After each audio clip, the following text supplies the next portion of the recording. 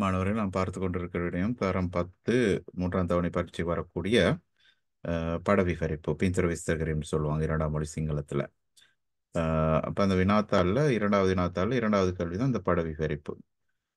அப்போ தரம் 10க்கு மட்டும் இல்லை, கல்வி பொதுத்தராதர சாதாரண தர பரீட்சையில் கூட இப்போ நீங்கள் ஸ்க்ரீனில் பார்த்து கொண்டு இருக்கிற இந்த படம் வரையில ஏற்கனவே ஒரு படத்தையும் பற்றி டிஸ்கஸ் பண்ணினோம். ஆக குறிப்பாக இந்த மாதிரி படங்கள் ஏதாவது ஒரு சம்பவத்தை தழுவிய அழகிய சூழலையும் தாங்கிய ஒரு காட்சியாகத்தான் உங்களுக்கு அந்த பட விவரிப்புக்கு குறிப்பிட்ட படம் வரும்.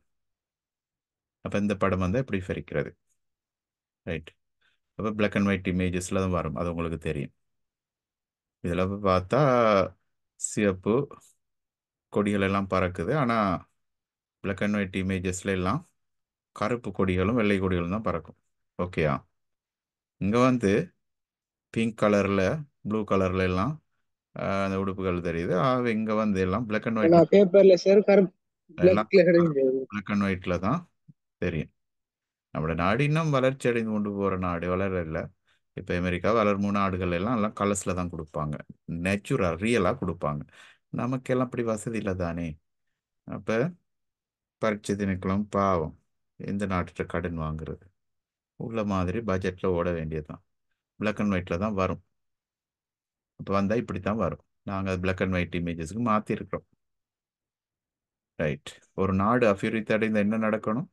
பிளாக் அண்ட் ஒயிட் கலராக மாறணும்.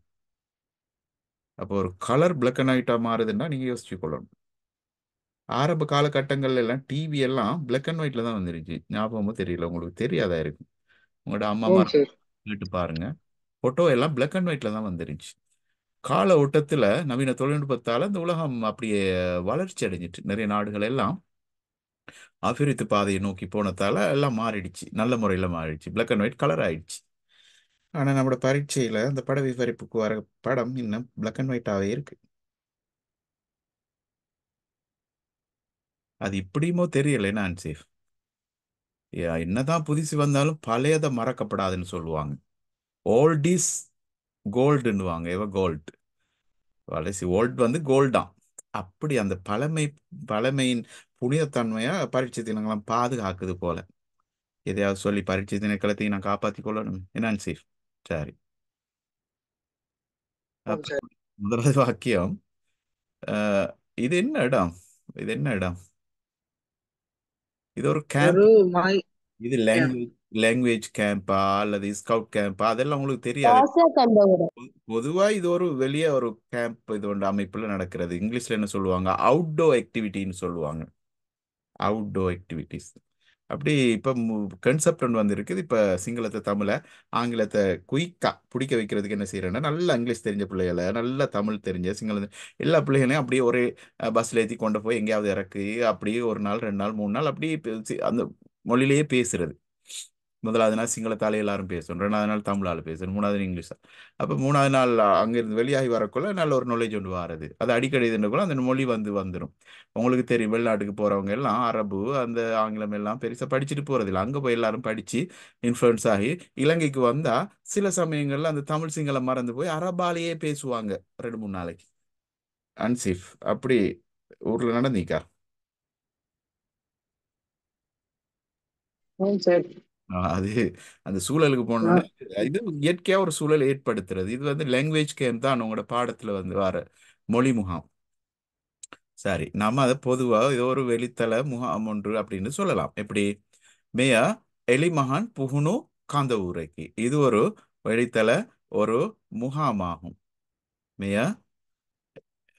லස්සන சுந்தர அப்படின்றத நீங்க சேர்த்து கொள்ளுங்க. இதுல 4 சொற்கள் தான் இருக்கு. இப்ப என்னத்தை சேர்த்து கொள்ளணும்? மேய இதா மனரம்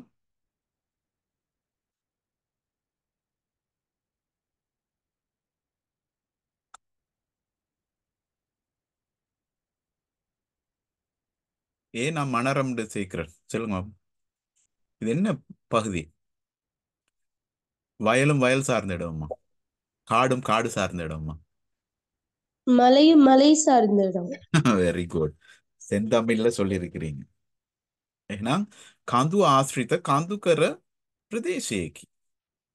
එහෙනම් ඒ නිසා තමයි මම මේකට ඉතා මනරම් කියන වචන දෙක එකතු කරේ. පැහැදිලිද? ඉතා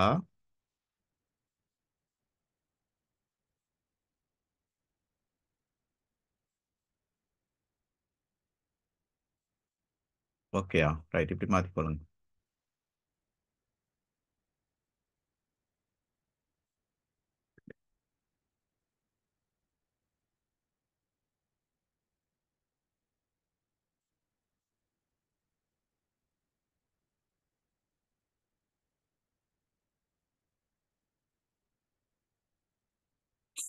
அப்ப அது சரி.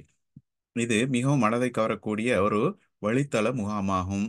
அது மொழி முகாமா அல்லது என்னது சாரணர் இயக்கமா அதெல்லாம் சொல்ல முடியாது. பொதுவா எழுதுங்க. කඳුවැටි අසලින් හඹා එන සුළඟට පාවෙන කොඩි මෙම පරිසරයට සුන්දරත්වයක් ලබා දෙයි. மிகவும் பெரிய வாக்கியம் ஒண்ணு வர்ணிச்சு எழுதியிருக்கிறேன் பாருங்க. அப்பங்கின மெய மெஹிய ஒன்று மில்லண்டு யோசிக்கலாம். அதை முன்னாலேயே போடணும்னு சட்டம் இருக்கா? இல்லையே. இடையிலையும் போடலாம். நான் சொல்றது புரியுதா பிள்ளை? இந்த ஆரம்ப சொல்லிக்கு தானே படத்துக்கு உங்களோட வாக்கியத்துக்கு ஒரு இணைப்பு ஏற்படுத்துறது. அது முன்னாலே இல்லை இடையிலையும் வரும். அது உங்களோட இந்த வாக்கியங்களோட வாக்கிய அமைப்புகள்ல நல்ல திறமையான பிள்ளைகளுக்கு தான் அந்த இடத்துல வேற இடத்துல கொண்டு போய் சொருகுவாங்க. அதை பாருங்க. காந்துவேட்டி யாசலின் ஹம்பாயன மலை தொடர்களுக்கு இடையே வருகின்ற காற்றினால் ஆடுகின்ற கொடிகள் இந்த மலை பிரதேசத்துக்கு ஒரு எழிலினை தருகின்றது. அர்த்தமுள்ள வாக்கியம்டா அதுதான். அப்ப காற்றடிக்கிறது எப்படி தெரியும்ன்றது நீங்க கேட்கலாம். காற்றடி காட்டி இந்த கொடி கம்பங்கள்ல உள்ள அந்த கொடிகள் எல்லாம் ஆடுமா? அன்சி காற்று மேல காற்று கீழே காற்று சைட்ல லெஃப்ட்ல ரைட்ல வீசுறதால தானே கொடிகள் ஆடிக்கொண்டிருக்கின்றன. அழகிய ஒரு காட்சி. பக்கத்துல பார்த்தா குப்பை மேடுமா? குப்பை மேடிக்காங்க, ஒரு குப்பை மேடும் இல்லை. ஆகவே அழகிய சுத்தமான சூழல்னு எழுதலாம்.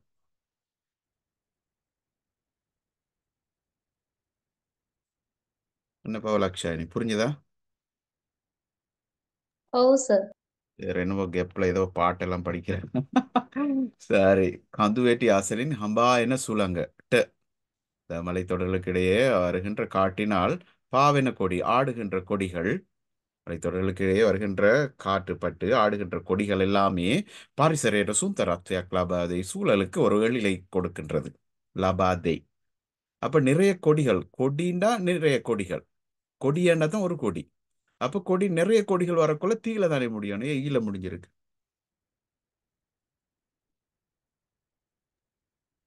අප්‍රාණවාචී සර්. Excellent, very good.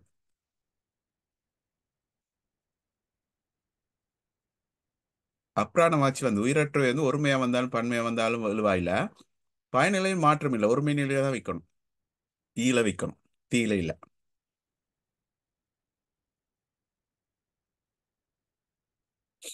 மூணாவது வாக்கியம் තුන්වෙනි වාක්‍ය මෙහි එකම ඇඳුම් විලාසයෙන් සිටින පිරිසක් යම් පුහුණුවක නිරත වෙති. ඒ தீல முடிச்சிருக்கிறேன். මෙහිண்டா இங்கு එකම ඇඳුම් විලාසයෙන් ஒரே ஆடை அமைப்புகளில் உள்ள ஒரே ஆடை அமைப்பு பாருங்க. டிஷர்ட் இதெல்லாம் ஒரே அமைப்புல இருக்கிறாங்க. அப்ப இது ஒரு ட்ரைனிங் இது ஒன்று இது உங்களுக்கு தெரியும். ஒர்க் ஷாப் பண்ணு மிக எக்கமேந்து விலாசியன் சீட்டின பீரிசாக்கு இப்போ ஒரே ஆடைகளை அணிந்திருக்கும் இவர்கள் யாம் புகுணுவாக்கு ஏதோ ஒரு பயிற்சியில் நிறத்தவத்தி ஈடுபடுகின்றார்கள். 4 மிகி கஹனுலாமி காண்டமின் சிட்டி இங்கு ஒரு பெண் பிள்ளை மாணவின்னு எழுதிடாதீங்க. இது பாசல்ல எழுதுவா சிலவங்க மாத்தி எழுதி விட்டுறது. கஹனுலாமிக்கு எழுதுங்க பெண் பிள்ளை. இங்க ஒரு பெண் பிள்ளை அழுது கொண்டு இருக்கிறார். என்ன அன்சீஃப் ஏசிட்டீங்களா? இல்ல சார். அழுகுறாங்க. ரைட், ஏதோ அழுகுறாங்க, பரவாயில்லை. அதுக்கு அன்சீஃப் காரணமே இருக்க முடியாது. மெஹி கஹனுலாமே கண்டமின் சிட்டி இங்கு ஒரு பெண் பிள்ளை அழுது கொண்டு இருக்கிறார். ரைட், அழுது கொண்டு இருக்கட்டும். அப்ப 5வது சேர் ஒன்று இருக்கிறாரு. அவர் மட்டும்தான் இருந்து கொண்டு இருக்கிறாரு. அவருக்கு ஒரு வாக்கியத்தை கொடுத்துருவோம். පුටුවක අසුන් ගෙන සිටින මහත්මයෙක් මෙම ගැහැණු ළමයාගෙන් හැඬීමට හේතු විමසයි. இங்கு கதிரிலே அமைந்திருக்கும் அந்த சார் அந்த அதிகாரி அழுவதற்கான காரணத்தை அழுகின்ற காரணம் ஏன் அழுகின்ற அந்த காரணத்தை அந்த சிறுமியிடம் அந்த பெண் பிள்ளையிடம் வினவுகின்றார். ஏன் அழுகிறீங்க செல்லம் தாங்கன்னு கேட்குறாங்க, ரைட்? ஏதோ ஏதோ கேட்குறாரு, எங்களுக்கு தெரியாது, அழுகிறதுக்கான காரணத்தை கேட்குறாங்க போல. புட்டுவக்க அசுன்கென சிட்டின மகாத்மேக் அப்படின்னு அந்த மெமாண்டத்தை நான் அங்கே தான் போட்டிருக்கிறேன்னு. கதிரையில் அமர்ந்திருக்கும் அந்த அதிகாரி நபர் கெஹனுலாமியாகெங் அந்த பெண் பிள்ளையிடம் ஹெண்டீமட்ட அழுவதற்கான ஹேத்து விமசாய் காரணத்தை வினவுகின்றார். விவசாயினா வினவுகின்றார். ஓகே, நான் இதை அனுப்பினா தானே பிள்ளைகளை உங்களுக்கு கிடைச்சிச்சா சொல்லுங்க. ஆமாம் சார். ஓகே, அப்போ சரி. இப்போ புக்கில் இல்லாத ஒன்று வந்து என்ன செய்யறது?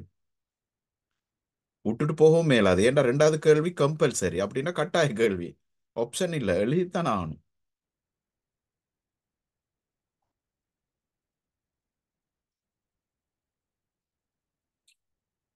ஏதாவது நீங்க படம் மட்டும் வச்சிருக்கிறேன்னா நீங்க அந்த படத்தை எங்களுக்கு காட்டலாம். நான் ஸ்கிரீன் ஷேர் அந்த ரைட்ஸை தரேன். ஷேர் பண்றதுக்குரிய அந்த கண்ட்ரோல் உங்களுக்கு தருவேன். படம் இருந்தால் நீங்க அதை நீங்க ஷேர் பண்ணலாம் ஸ்கிரீன். அப்படி இருக்கா?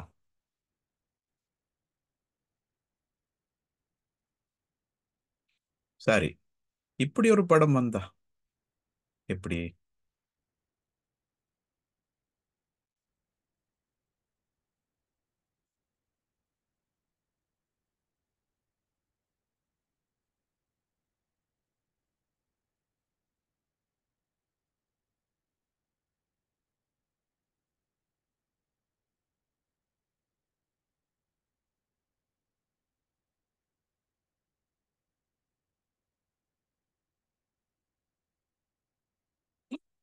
இது எத்தனாம் ஆண்டு பாட புத்தகம்னு தெரியும்?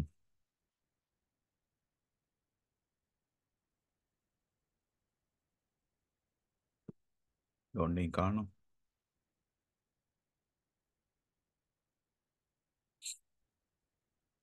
இப்படியான ஒரு படம் அல்லது இது என்ன பார்த்த பார்வையில் இது என்ன இடம்னு சொல்லுவீங்க? Very good. මෙය ඉතා ලස්සන පන්ති කාමරයක දර්ශනයකි. මේ ඉතා ලස්සන பந்தி காமரேக தர்ஷனிக்கு அப்படின்னு எழுதுவீங்க. ரைட். அடுத்ததுகளையும் எழுதலும் உங்களுக்கு இதுல ஒரு முக்கியமான ஒரு படம் இருக்கு. தேடுறேன் நீங்க.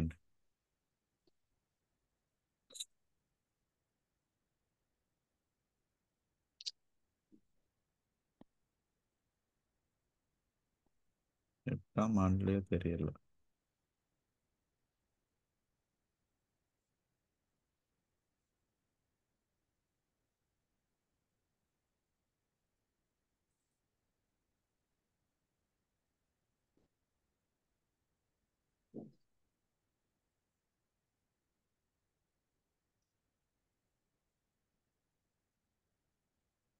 ஒரு நிமிஷம் இருங்க பிள்ளைகளை பார்ப்போம்.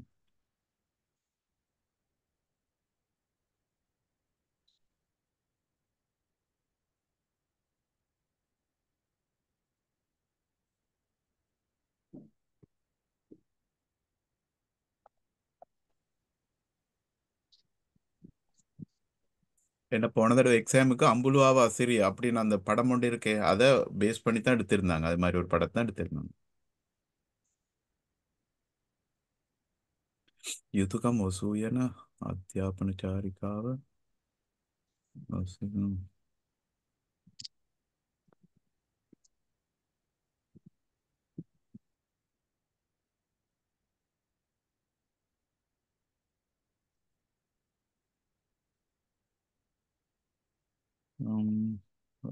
යන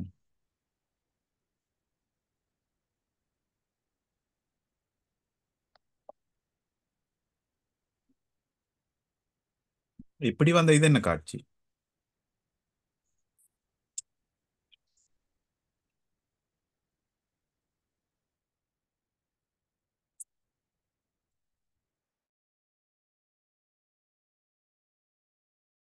வெத்தைக்கு.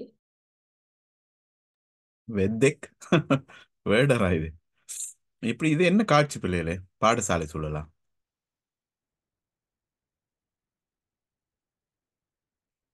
மேய குருஹாஸ்ரித பாரிசரேக்கு. இது வீட்டுச் சூழலாகும். வீட்டு சூழலுக்கு என்ன சொல்றது? குருஹாஸ்ரித பாரிசரைய. இந்த சூழல் வந்து பல சந்தர்ப்பம் பல இதுகள் எடுக்கும். பாடசாலைனா பாசல் பாரிசரைய. வீட்டு சூழல்னா கெதர பாரிசரைன்னு சொல்ற இது இல்ல. குருஹ பாரிசரை, குருஹாஸ்ரித பாரிசரை அப்படின்னு சொல்லுவாங்க. இப்படி சொல்லுவாங்க. மேய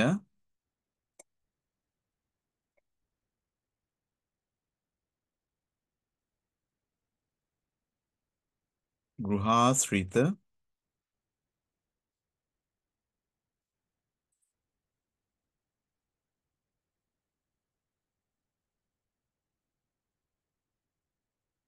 குருஹாஸ்ரித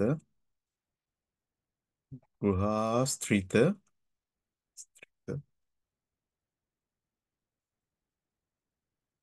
குருஹாஸ்ரித பாரிசரைக்கு. அப்படின்னா மூணு சொல்லேனா? அப்ப நாலு ஆக்குறதுக்கு என்ன செய்யணும்?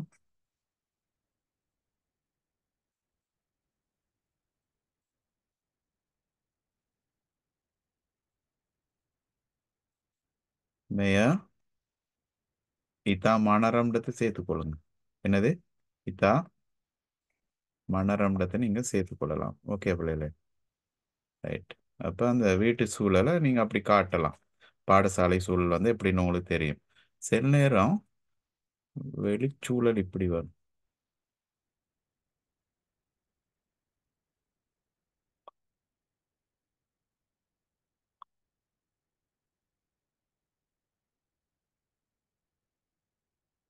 இது பாசல் பரிசரைக்குன்னு உங்களுக்கு தெரியும். எல்லாம் பாருங்க, உங்களுக்கு ஒன்று வீட்டு சூழல், இல்லாட்டி பாடசாலை சூழல், இல்லாட்டி மலை சார்ந்த இடம். இந்த கடல் காடெல்லாம் பெருசா வாரதில்லை. ரைட். இந்த படத்தை தான் நான் சொன்னேன். இதுவும் அதோட இன்னொரு படம் வரும். அது அடுத்த உள்ள வாக்கியங்கள் நிறைய உருவாக்கலாம். எங்க இதுவும் பாசல் சரியான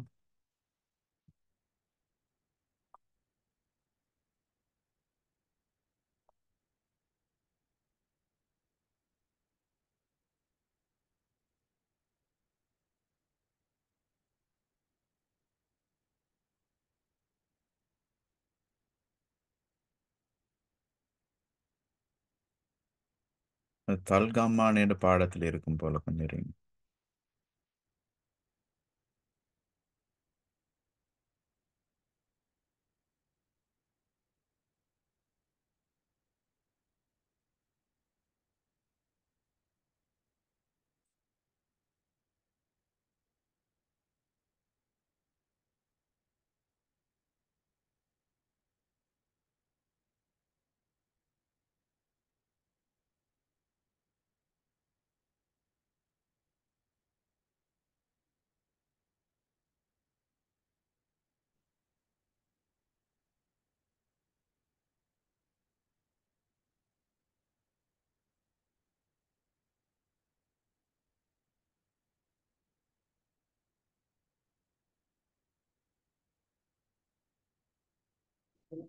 அந்த அந்த படத்தை கண்டுபிடி கஷ்டமா இருக்கு. இங்கே இருந்துச்சு.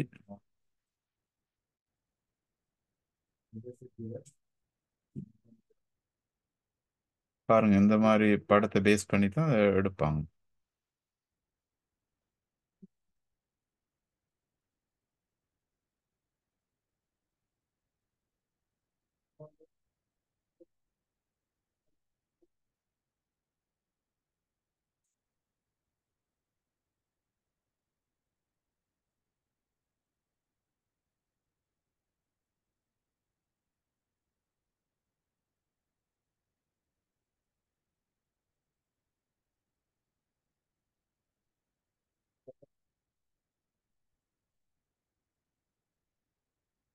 சரி, நான் ஏற்கனவே காட்டின அந்த படத்தை கொஞ்சம் விவரிப்போம்.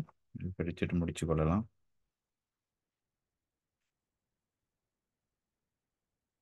ரைட். இந்த இருக்கு. இவரை தான் தேடினேன். இப்படியான காட்சி வந்து எப்படி எழுதுறது?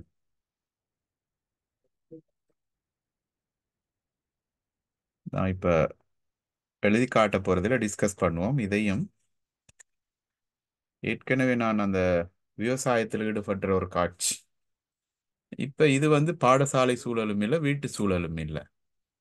அப்போ இதை எப்படி விவரிப்பீங்க? முதல் வாக்கியம். சூரியன் உதிக்குது, பறவைகள் பறக்கின்றன, பிள்ளைகள் சந்தோஷமா இருக்கிறாங்க, மலை மலை மலை சார்ந்த இடமும் நீர் அருவி மாதிரி பாய்ந்தோடுது. அற்புதமான ஒரு காட்சி. சப்போஸ் இப்படியான ஒரு படம் வந்தா எப்படி எழுதுவீங்க? சொல்லுங்க நீங்க. முதல் வாக்கியத்தை எப்படி எழுதுவீங்க?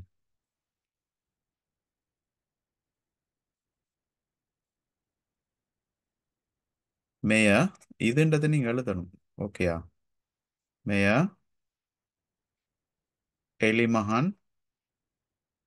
எலிமகான்டா வீட்டு சூழலா? இல்ல, வெளிச்சூழல். அதுக்கு எலிமகான் பாரிசரியன்னு சொல்லுவாங்க. மேயா எலிமகான்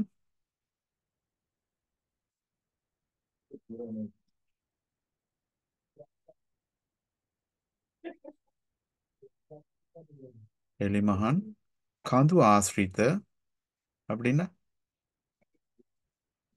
காந்து ஆசிரித்தன்னா மலை பாங்கான ஒரு சூழலாகும்.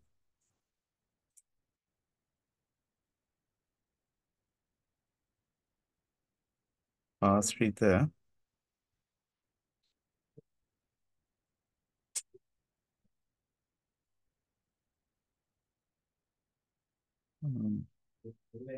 இல்லாட்டி காந்துக்கர பாரிசரியன்னு எழுதலாங்க.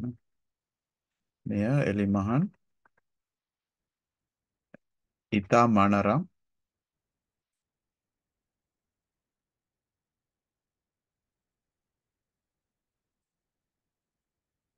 இத்தா மனராம் காந்துக்கரையேக்கி அப்படின்னு முடியுங்க. கொஞ்சம் பெருசா எழுதுவோம் மேல. அது என்ன? காந்துக்கரைய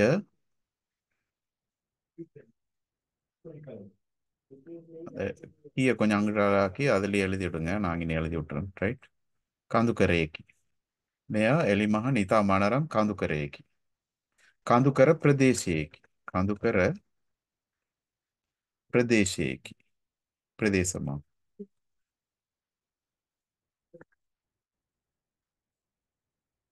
காந்துக்கர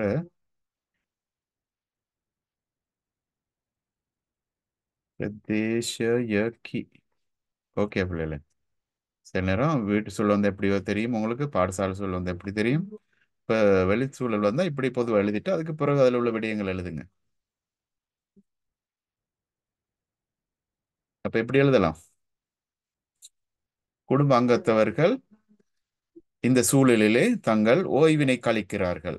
மகிழ்ச்சியாக ஓய்வினை கழிக்கிறார்கள். ஒரு குடும்பம் என்ன பாருங்க.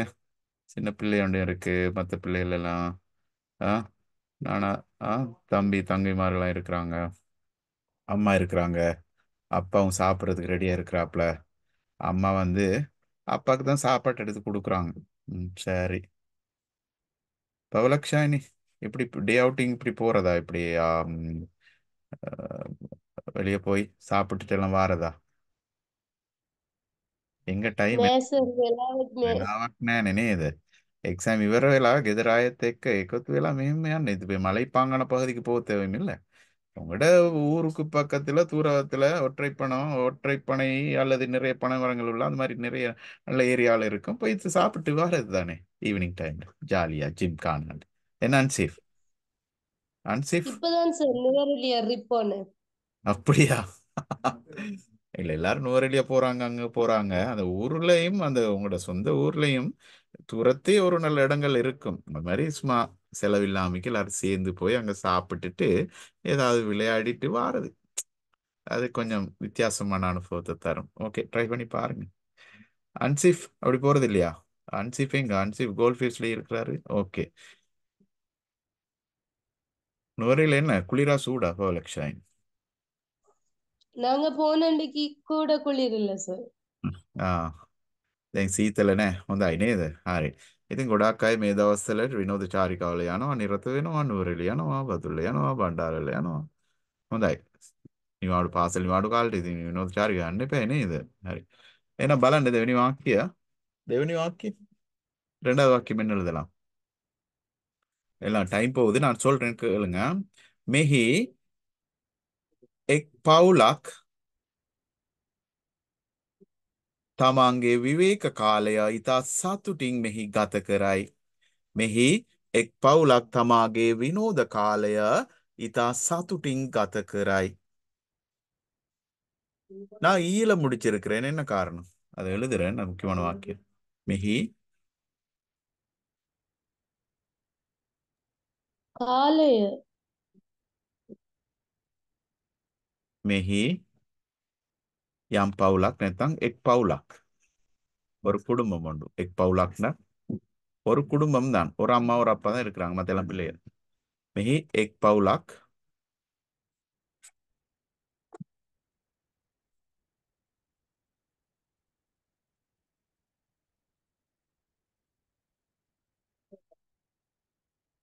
තමාගේ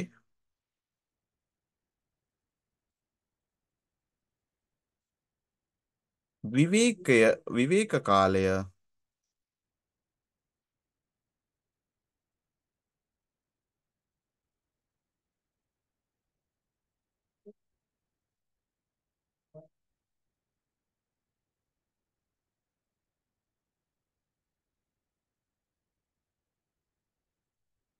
විවේක කාලය සතුටින් ගත කරයි. சத்துட்டின் இதில் உள்ள இலக்கணத்தை யார் சரியா பிடிச்சிருக்கீங்க பார்ப்போம். சத்துட்டின் கத கராய். ஏனா ஈல முடிச்சிருக்கு.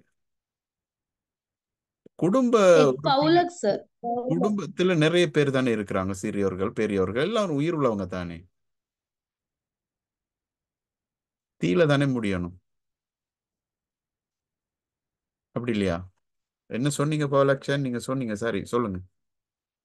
නෑ සර් ඒක අප්‍රාණ වාචි. ඔව් එක් පවුලක් කියන එක තමයි මෙතන උක්ත පදය. இங்க எழுவாய் வந்து ஒரு குடும்பம். குடும்பம் ஒன்று சொல்லும் பொழுது அது உயிருள்ள பன்மை நிலையை காட்டாது, උயிරට්‍රත தான் காட்டும். අප්‍රාණ වාචි ගණයට තමයි අයත් වෙන්නේ. එහෙනම් උක්ත පදය අප්‍රාණ වාචි ගණයට අයත් වෙනවා නම් ආඛ්‍යාතය නිතරම අවසන් වන්නේ ඊ අක්ෂරයෙන්. உடனே ஒருமை நிலையை காட்டும் பொழுது உங்களுக்கு தெரியும் பயனிலை ஈல தான் முடியும், ஒருமை நிலையில வைக்கணும். அதுதான் சட்டம். ஓகேயா? சரி. அப்ப அடுத்தடுத்த விடயங்களை நீங்க உங்களுக்கு எழுதலாம் பிள்ளைகளை. பாருங்க இங்க என்ன செய்யறாங்க. මෙහි පිරිසක් පෙදුර මත වාඩි වී ආහාර අනුභව කරති. මෙහි பிரிசாக் அப்படின்னா இதுல நிறைய பேர் இருக்கிறாங்க. சிலர் பாயின் மீது அமர்ந்து கொண்டு உணவு உண்கிறார்கள். அதை சொல்லலாம். எப்படி சொல்லலாம்? මෙහි පිරිසක් පෙදුර මත වාඩි වී ආහාර අනුභව කරති. එහෙම නැත්නම් කෑම කති. ඒ தீல முடிச்சேன், உங்களுக்கு தெரியும். அடுத்தது எழுதலாம். மூன்று பிள்ளைகள் என்ன செய்யறாங்க. මෙහි ළමුන්, அது பெண் பிள்ளை ஆண் பிள்ளை வேறுபடுத்தல, பிள்ளைகள்னு சொல்லுங்க. මෙහි ළමුන් තුන්දෙනෙක් அல்லது තිදෙනෙක්, sorry. මෙහි ළමුන් තිදෙනෙක් පරිසරයේ අසිරිය නරඹති. அப்படின்னு என்ன? பரிசரையே அசிரிய நரம்பති.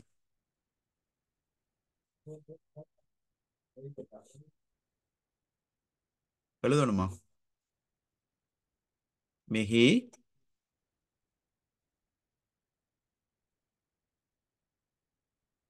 பிள்ளைகள் தானே, 3 பேர் பாருங்க.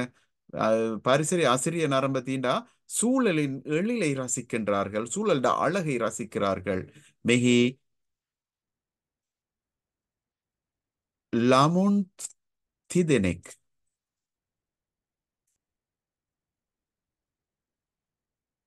තිදෙනෙක්னா எத்தனை பேர்?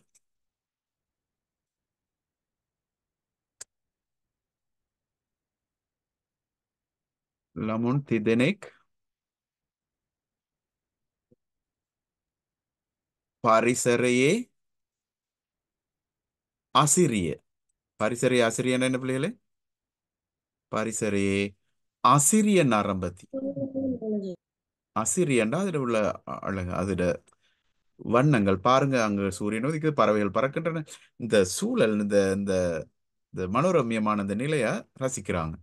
பரிசரே அசிரிய நரம்பத்தி தீல முடிக்கணும் 3 பேர். ඈතින් මෙහි ඈතින් කුරුල්ලෝ නිදහසේ අහසේ පියාසර කරති. அப்படின்னா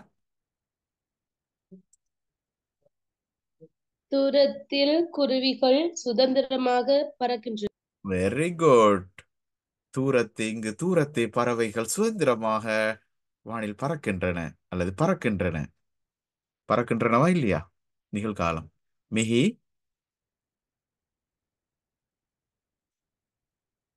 ඈතිன் அப்படின்னா பக்கத்திலேயே பறக்குது. ඈතිன் குருல்லோ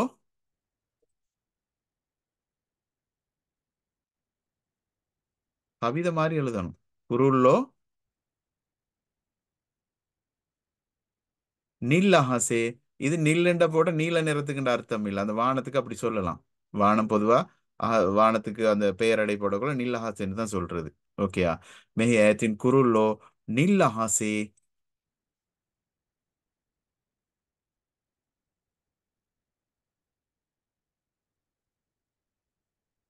நில்லஹாசே. அடுத்தது நீலால தொடங்க. நீனால, நீ அன்னையில நில்லஹாசே நிதஹாசே.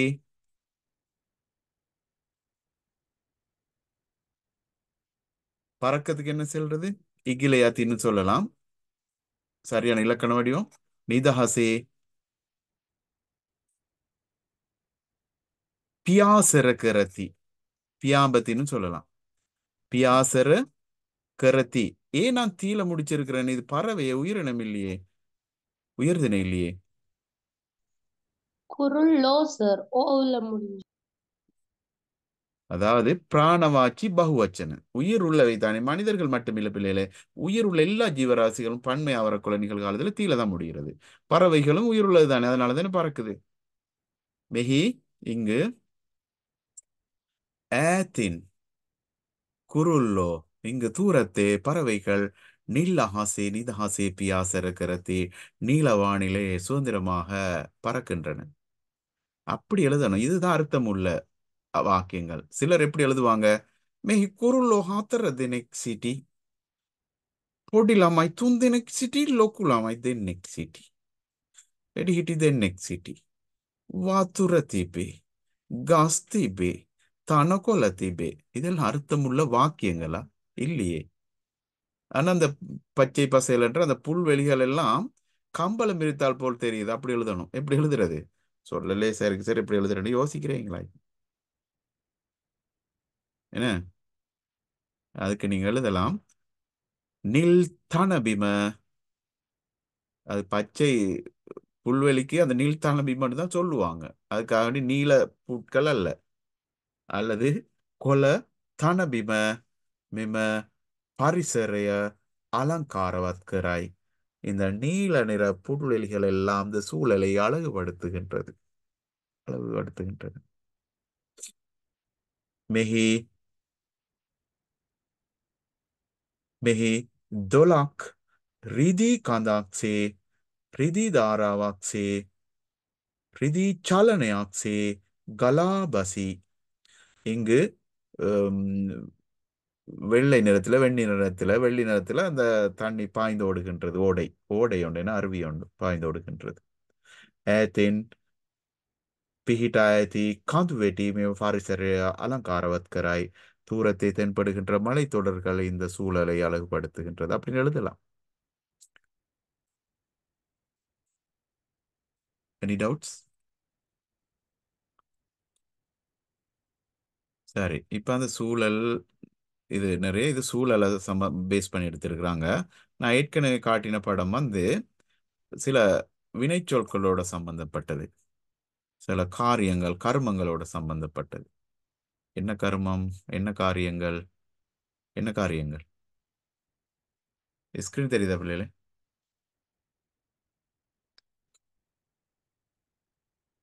இங்க 4 பேர் தான்